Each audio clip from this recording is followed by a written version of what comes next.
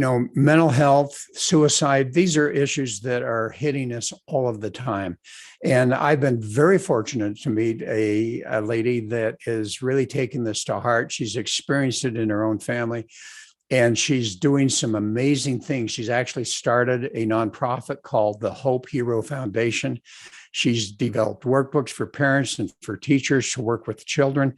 Just an amazing thing that she's doing. And she has tremendous insights into what's actually going on with our kids and how do we help them to have healthier lives, and definitely how do we help prevent suicide. Please join us. I think you'll have a great time. At the end of the day, it's not about what you have or even what you've accomplished. It's about what you've done with those accomplishments. It's about who you've lifted up, who you've made better. It's about what you've given back. Denzel Washington. Welcome to Inspire Vision. Our sole purpose is to elevate the lives of others and to inspire you to do the same. Elysia, how are you doing? I'm doing great. How are you doing, Doug? Hey, I'm doing great. It's so great to have you on the show. There's so much stuff that we can talk about here today, which I think is going to be fantastic. I'm excited to be here. Yeah. So tell the audience a little bit about the story. How did you become involved? Well, let's get your history first, because you have a unique history and you can tie in how you got involved in the mental health issues. Yeah. So in 2008, I started teaching. I taught middle school, mainly 7th and 9th grade English. And I did that for 14 years. So this is my very first year not being in the classroom. I left the classroom last year, at the end of last year. So tying into the mental health things, it goes back before I became a teacher. I was always curious with psychology. My degree is in psychology.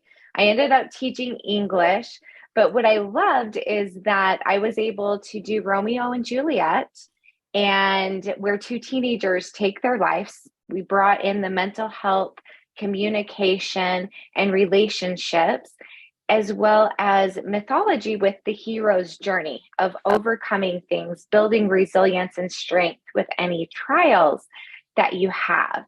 And I loved those aspects of it, but really where I got involved with the mental health more and suicide prevention is when my 7-year-old son, and he may have been between 7 and 8 years old, that he wanted to take his life. We knew he struggled. We knew he had some anger issues. He had some outbursts, would get very upset with things, would run away from home, tell us how much he hates us, holes in the walls, all of these things. And that wasn't how we raised him, right? We loved on him. There were so many things that we did for our son, but there came a point where one day I was sitting with him in the kitchen, and he pulled out a knife and said he was going to kill himself. And I don't exactly remember what I did in those moments. Somehow I was able to handle it calmly. And I just sent him back up to his room. And then I called my mom, who is a counselor. She did a lot of crisis counseling. She did that in the schools and was on teams for suicide prevention with that. Now, that was my first kind of run-in experiencing things myself with my son. And that changes you and changes your perspective on parenting, on life, on what you're doing and how you're going to move forward from that. Well, and what's interesting is I've been doing a little bit of research, and here you are, quote, and I believe you are, a normal family. Okay. And all of a sudden you're experiencing this. And the research that I did, I thought, you know what, I want to find out, because we're having so many problems in suicide with what we would suggest are really normal families. They're healthy families, parents want to be good, and so on and so forth. And the study showed that the two major issues that they found, okay, because there are a lot of others, but the ones that they found had to do with communication and expectations. And when I read that, I approached my daughter, and said, okay, sweetheart, did you get a lot of expectations? I mean, I tried to be a good dad, but is that what happened? She says, well, yeah, yeah, we got some expectations. And what I realized was that each individual has their own perception. So when we say things, when we do things that we think are just really going to help that child to grow and be the best they can, oftentimes we don't realize that their perception is something entirely different. Yeah. Yeah. Well, and I love that research actually backs up what we ended up doing moving forward, was really building that communication and that connection with our son.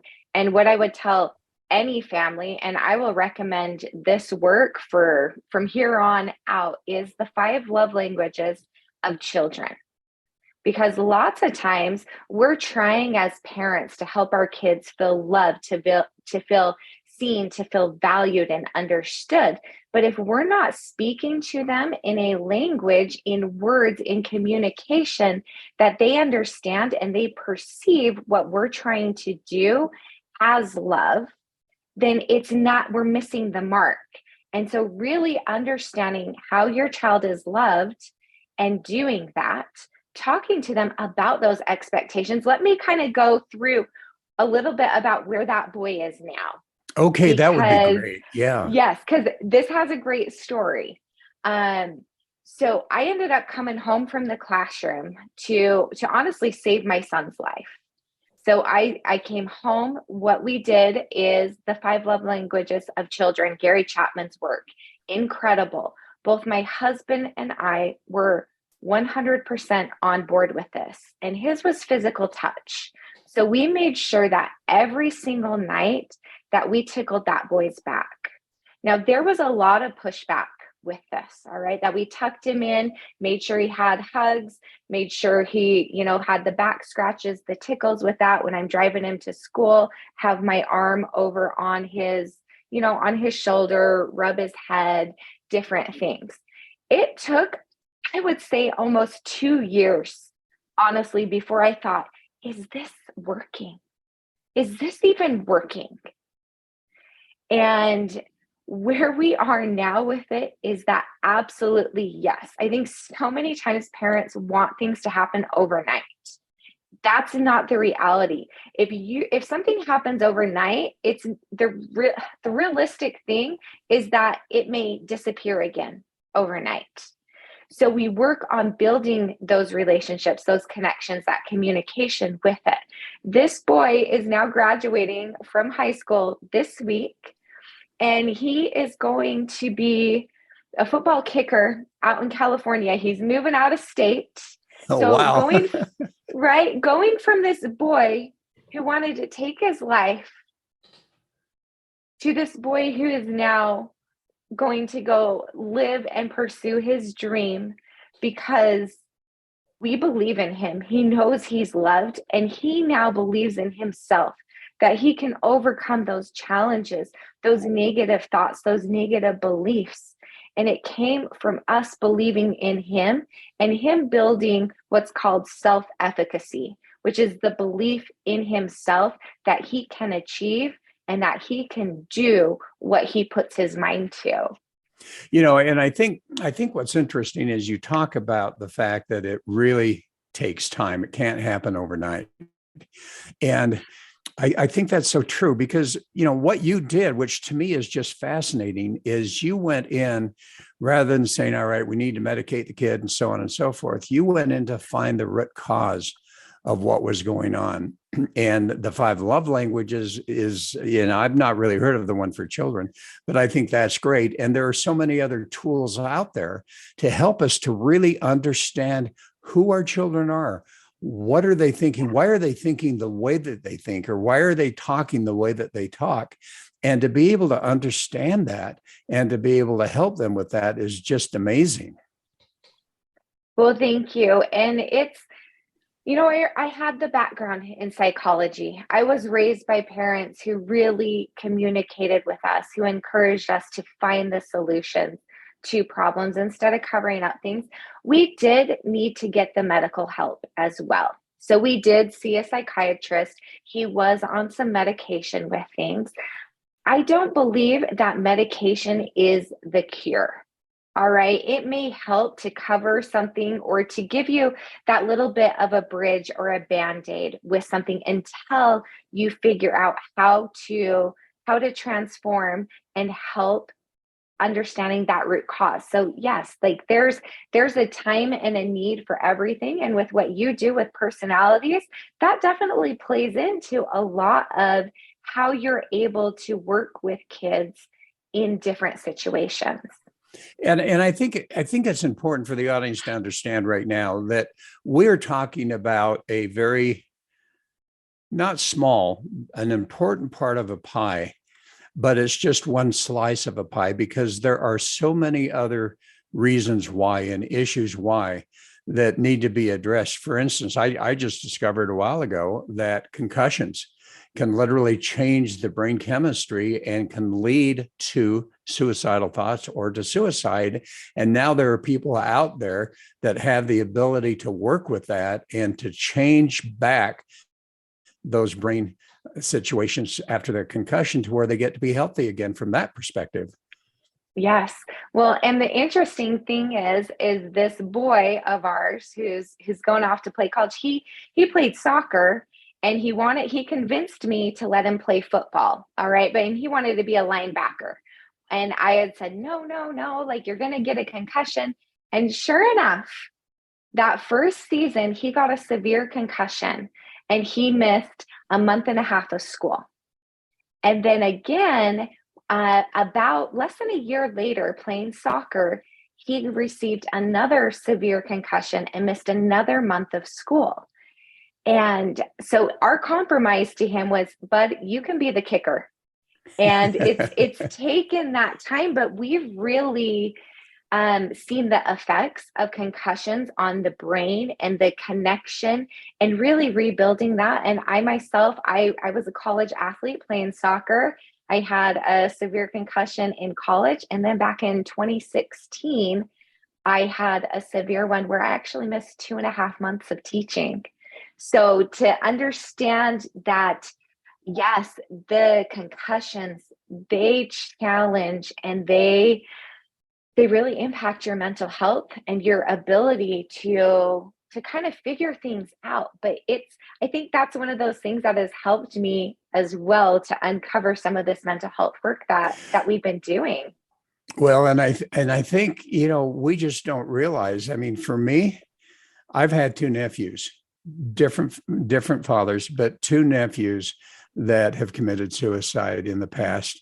And I think this touches so many lives that don't even expect it. Now, about you had some other family members that were struggling too, didn't you? Yes, I did. So in 2016, my sister-in-law overdosed. And she was a second mom to my kids. We joked that we had joint custody with our kids going back and forth over the weekend. We knew she was struggling. We just didn't know how bad. We didn't see the signs of really how bad the struggle was until after.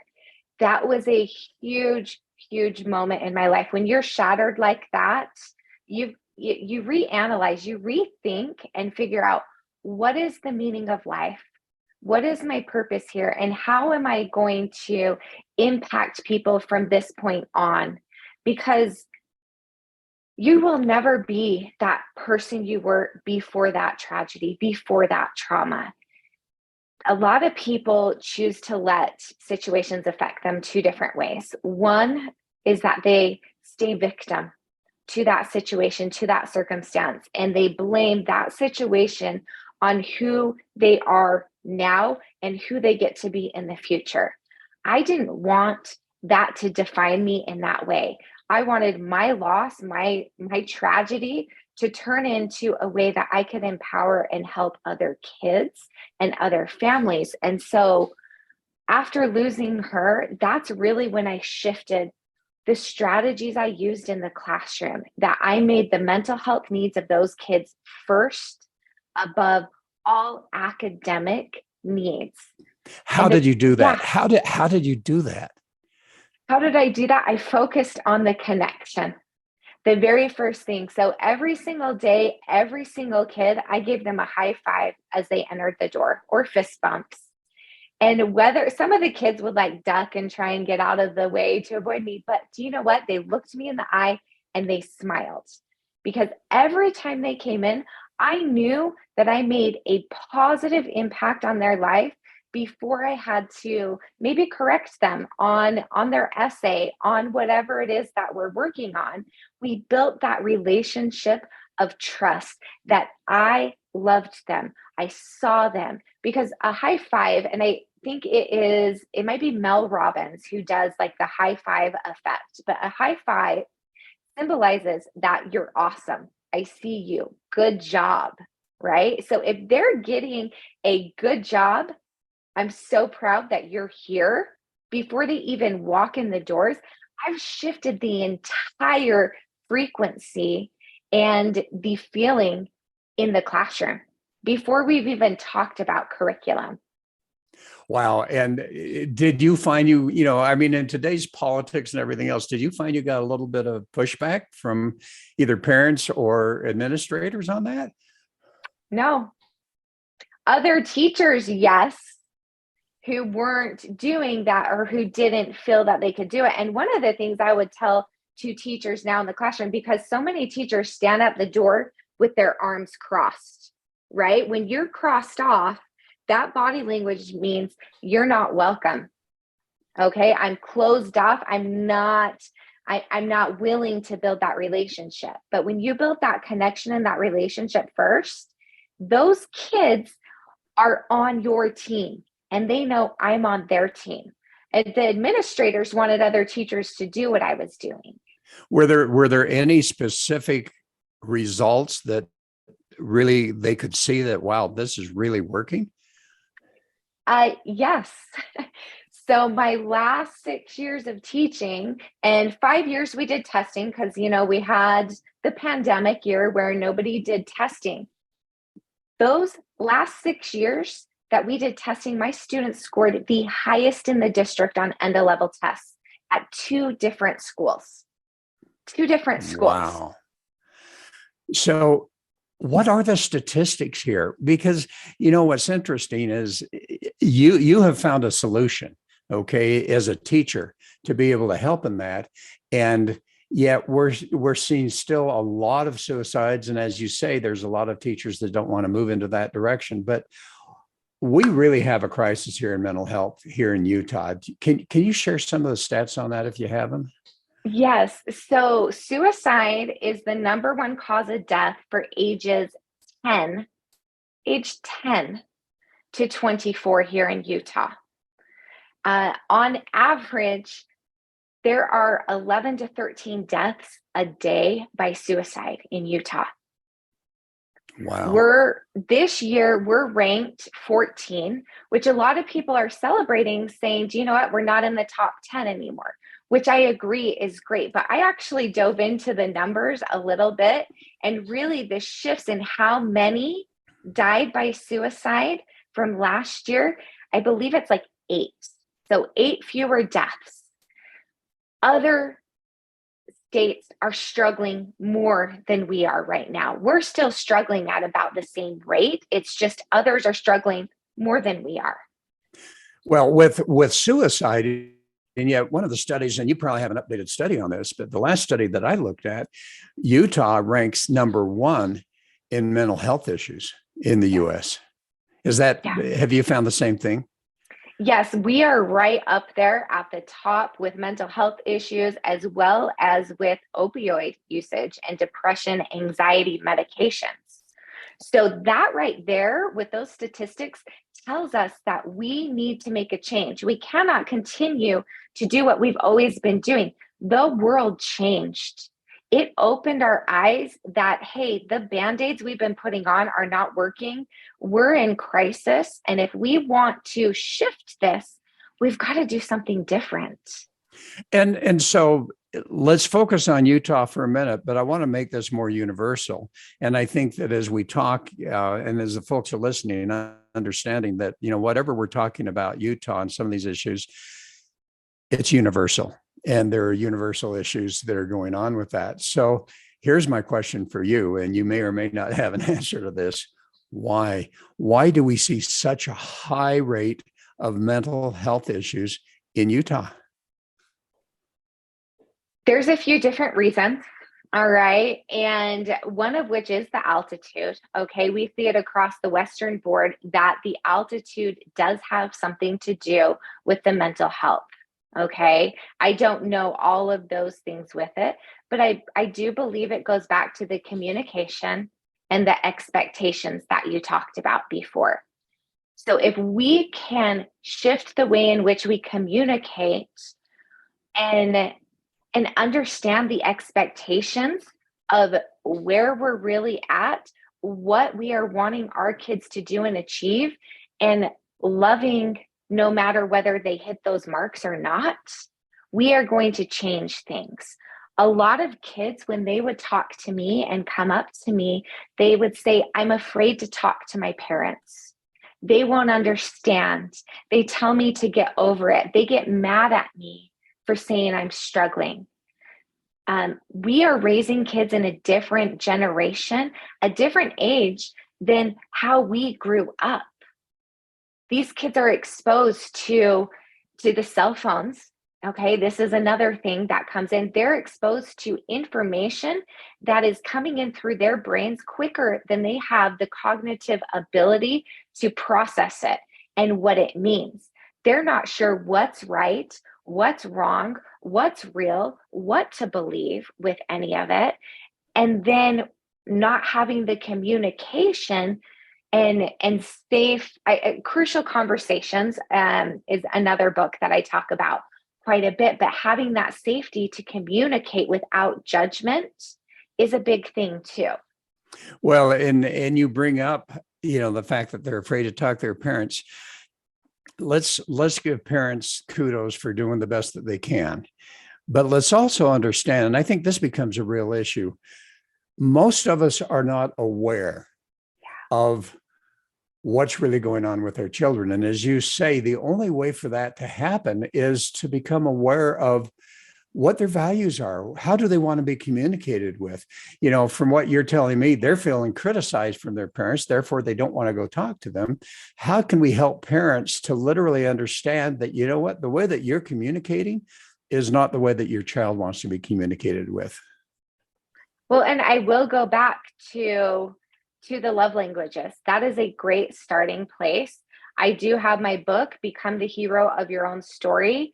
It gives positive statements, quotes, and conversation starters that are not so direct. If your child is struggling, you do need to be direct and ask them, have you thought about taking your life? You need to ask those questions. A lot of the myths are that if you ask it, that means that they're going to do it. Okay. If they've been thinking about doing it, it's already been on their mind anyway. You are not going to plant that seed in their head. And so really building that communication little by little. One of the things that I talk to my clients, my group clients, my personal clients with, is doing what I call a walk and talk. Okay, so this is so that when you're in conversation, lots of times it's hard to just look at someone, especially when it's a difficult thing that you're going to talk about, or you have concerns or worries. So when you're walking by someone, you're out there, you're moving your body, you're resetting those neural pathways, and you have the ability to be breathing without it feeling so intense of a conversation. So you get that movement along with it. That is where I would start with some of those things. I have tools. There are so many other tools to build the communication. Okay. And again, it's going to take time. It's not a one and done. Let's do this big thing for my kids so they know that they're loved and seen. it's got to be a day-to-day interaction. It might be sending a text message to your child, leaving a sticky note, making sure that you are letting them know that you love them every single day, not for doing X, Y, and Z, but for being, for existing, for just being part of your family. Because lots of times the kids are feeling that it's an expectation or they have to do something in order to receive love, a conditional love. And what we've got to shift it with our parenting is that it's unconditional. So how do you help the parents to do that?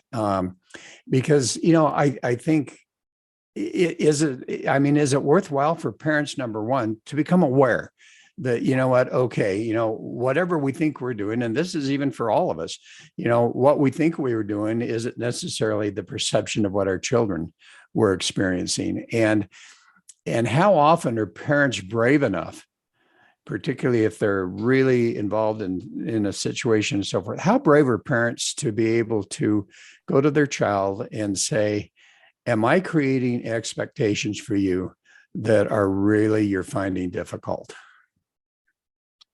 I think that's the big thing is we've got to be brave to be vulnerable, to let our kids know that we don't know it all.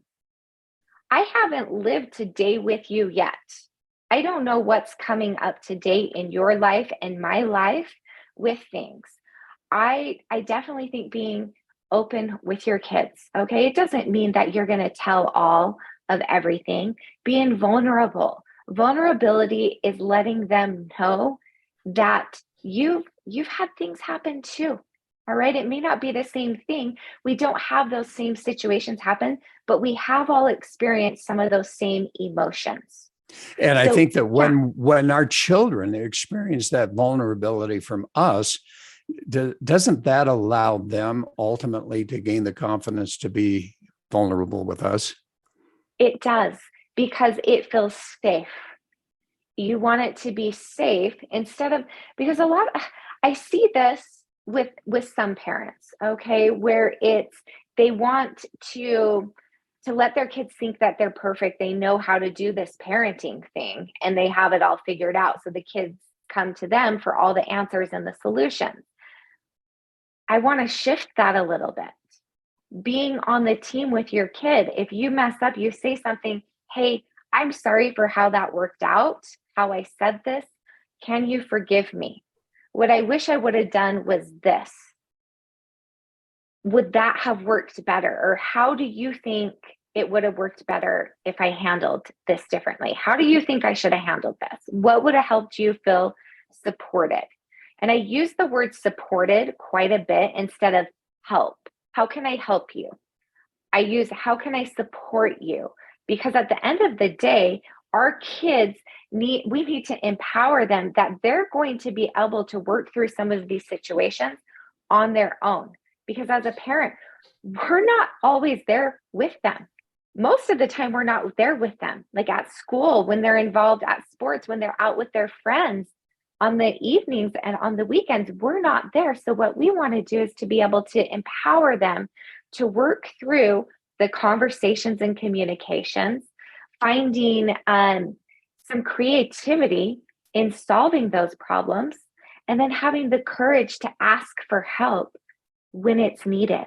A lot are not willing to do that. And the same goes for the parents, having that courage to say, hey, I don't know exactly how to do this. And guess what? It's okay. For the parents listening, it is okay not to know because we didn't prepare for all of these things. You know, we didn't know all of this was going to happen or that our kids would be exposed to so much of this. But what we can do is just acknowledge and be aware of, okay, where am I at? Where are my kids at? And what do I want to happen?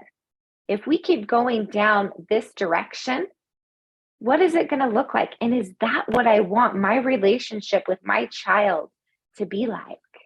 Well, and you know, it's really interesting. Is one thing that you said that really struck me was, you know, we cannot live a day in their life. And that goes back to this concept of perception. What they're perceiving in their lives, we have no clue as parents unless we communicate with them. But one of the other things that you said that really hit me too is a lot of times if our children are starting to share their thoughts and feelings with us, guess what? Many times it goes against what we personally believe as our values and so forth. And all of a sudden, here's this judgment that they're going to immediately sense. How do we help parents to understand that as you're talking to your child, don't judge? I'm going to go back to Stephen Covey, where he says, seek first to understand, then to be understood. So I'm going to say that again, seek first to understand, then to be understood. If we go in and we're looking at trying to tell our kids how to do X, Y, and Z, that makes them shut down. And another thing that I wanted to bring into this, I can't remember who I was talking with who told me this, but they asked, maybe it was you, Doug.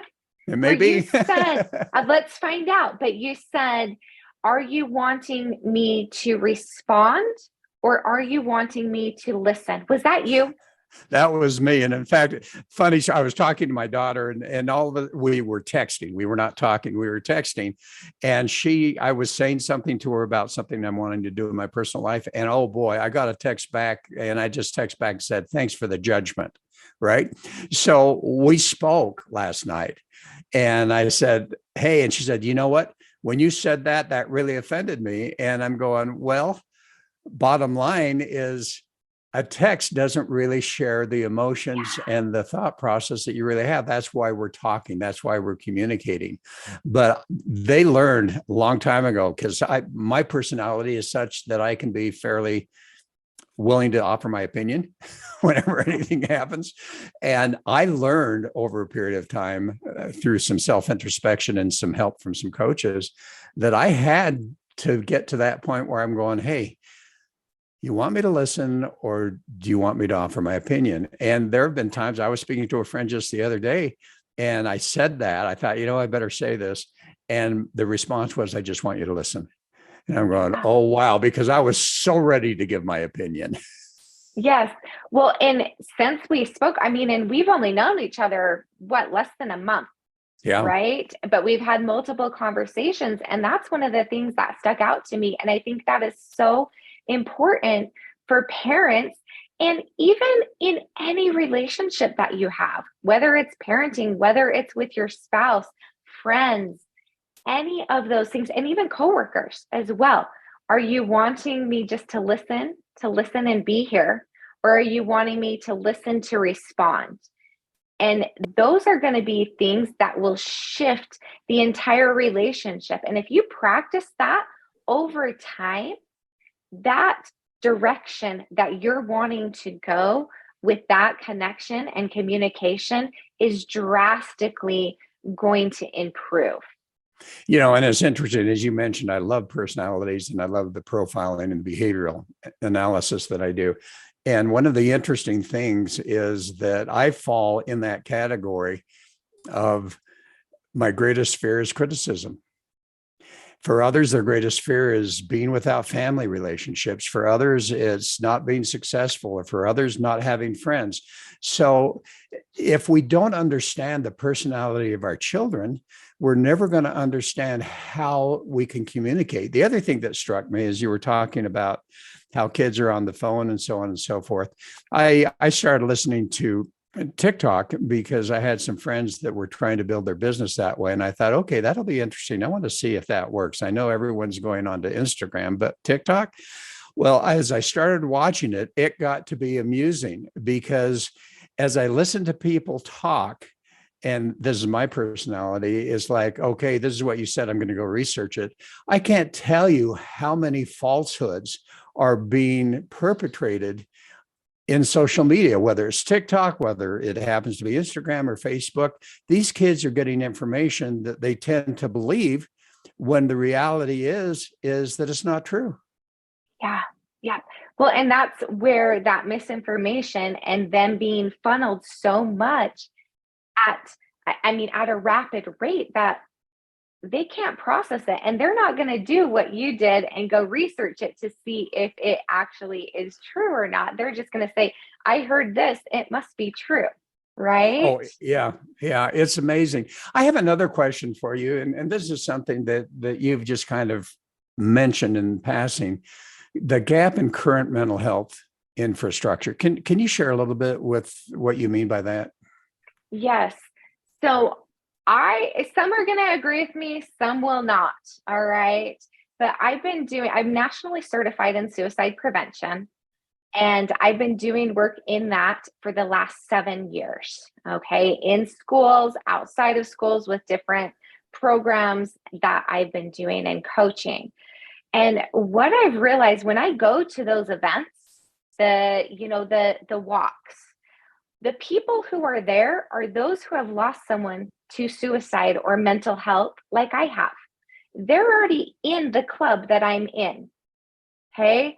So those that are showing up have already been affected by it and they're not sure what to do. Now, where the gap is I really do not believe we have prevention. I believe we have crisis intervention, meaning that once the red flag, we've got this. Okay, well, now let's start to go to therapy. Let's get checked in here. Let's take the medication. We do not have proactive empowerment. And that is what I'm working on creating, where we proactively help these kids and these families learn resilience tools, learn strategies for mindfulness, understand personalities, understand love languages, learn how to communicate, learn how to have creative solutions to problems and work through that. Being resilient, and this definition I just took from Dr. Taryn Marie, who is known for all of her work in resiliency. But she says being resilient is your ability to bounce forward, not backwards, okay, not back. A lot of people say resilience is your ability to bounce back. Well, when you have been affected by a death, by a trauma, by a move, and a trauma could be micro or it could be macro, right? These little or these big traumas. But when those happen, you're not ever going to be that same person that you were before this experience. Your paradigms, your perspectives have changed. And so too is your thinking. So it's your ability to bounce forward after experiencing an event that changes your life. And that's what we need to focus on, because we are never going to be able to erase challenges or erase situations that are going to be happening. What we need to create is kids who are resilient, who understand that they are capable of working through these, that they are capable of being their own hero, of becoming that hero who gets called on these adventures, has these trials, thinks, oh my gosh, I don't think I can do this. But somehow they pull in on those mentorships, on those tools and say, I've got this. I really can do this. And they rise above that challenge, braver, stronger, and with more courage, knowing that the next time that obstacle comes their way or something similar, maybe it's something different, but that they have the ability, that self-efficacy to believe in themselves, that they can do the hard things, that it doesn't need to create them as a victim of their life. They get to be that hero. Well, and let's clarify something, because I think this is really important for the people that are listening. Not everybody has children. Not everybody has children that are going to commit suicide. But I would dare say that in many respects, most of us have experienced emotional turmoil that our children have experienced. And as we talk about mental health, we're not just talking about prevention of suicide. We're talking about prevention of poor mental health. And, I have two stories which are interesting. I think I shared one of them with you already. When I had my dental practice, I had a very subspecialty that I enjoyed. People would come in and say, oh, doctor, I have TMJ. And I'm going, Well, let me clarify this. You actually have two. You got one on the right side and one on the left side. It's your jaw, right? And I said, so tell me what your symptoms are. Now, the other thing is that as I've, gone through life, there's issues. So I'm taking different medications for this and that and so forth. I found a doctor who is totally outside the medical community. I'm sure he's not really accepted, because usually what doctors do, which they did for me, is give me meds. He is a nutritional physician and he is an MD. And all of a sudden he's saying, Doug, he says, let's look at your blood tests. Okay, you know what? Let's try this. Let's try that. Let's try this. And he's just giving me all of these different supplements. And guess what? Miracles happen. So I think that one of the challenges that we face is realizing that, you know what, we need, as you have said, we need to get to the very essence and the causation of what's going on here. And I think everything that you're talking about is doing exactly that. Now, I want you to just share some information on your Hope Hero Foundation, because I think that's really important. How are you going to proactively change the education system to bring the families and schools together? And what are some of the other things that the Hope Hero Foundations, what is your mission? Yeah, thank you for that. So our mission is to catch kids before they fall. We want to prepare them, proactively prepare them to become heroes of their own stories. And I love that you said, not all kids are going to think about suicide. All right. Not all of them will.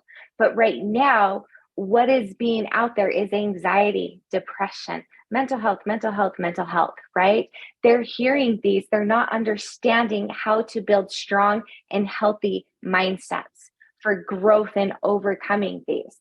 And so what we're doing is preventing them from ever getting to those thoughts of suicide. Or if they do have those thoughts, how do I work around those things? And so with the foundation, so this just started this year. All right. So we've got the Hope Hero Foundation. And then and that's our nonprofit. And what we are doing with that is so with my book, I got my book right here. So it has some red Converse on it. All right. Right. And so what we are doing with this is these Converse are a symbol of hope, of courage, of perseverance, that with every step these kids take, they can be brave, right? Red symbolizes power, bravery, love.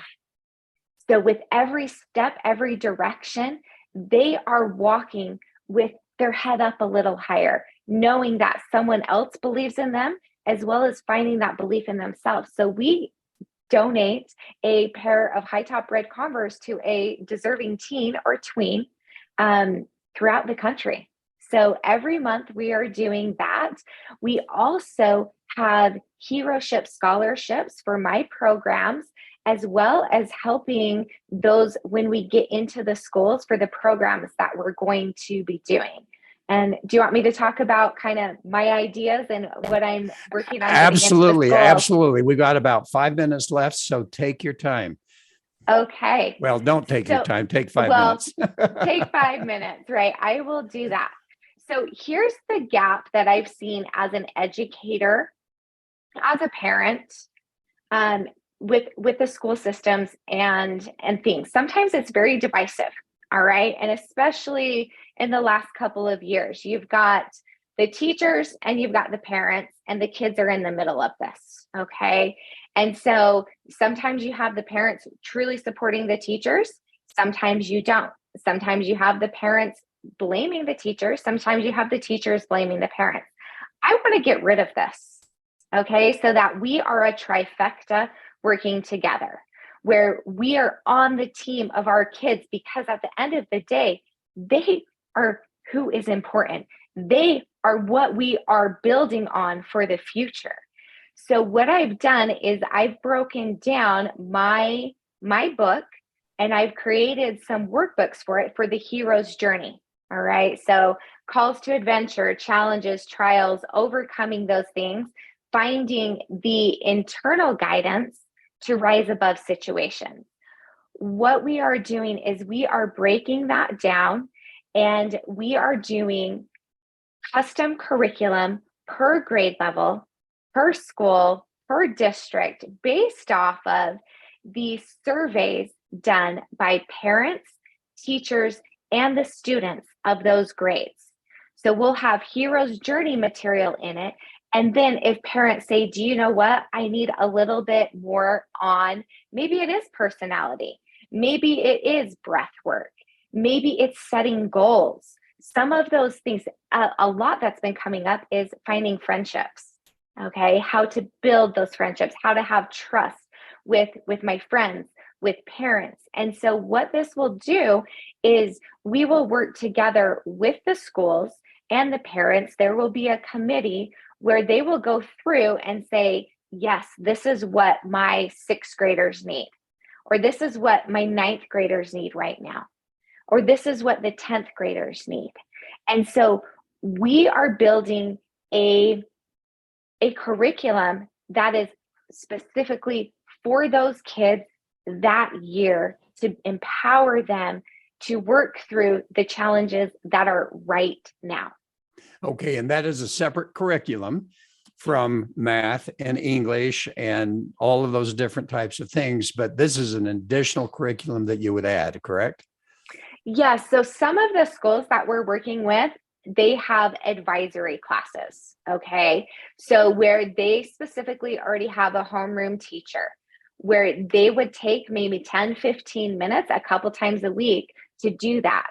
And the cool thing with teachers doing it that way, there's been studies saying that in micro doses of things, you actually internalize those, you can process it and be able to integrate it into your life. So it's taking these things, processing it, so being aware, right?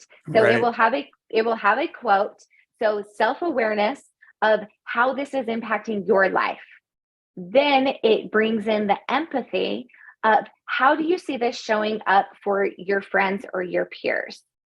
Now, the cool thing is that there will be a teacher workbook where I've had experience creating teacher curriculum, how to do these lesson plans. There will be supplemental materials.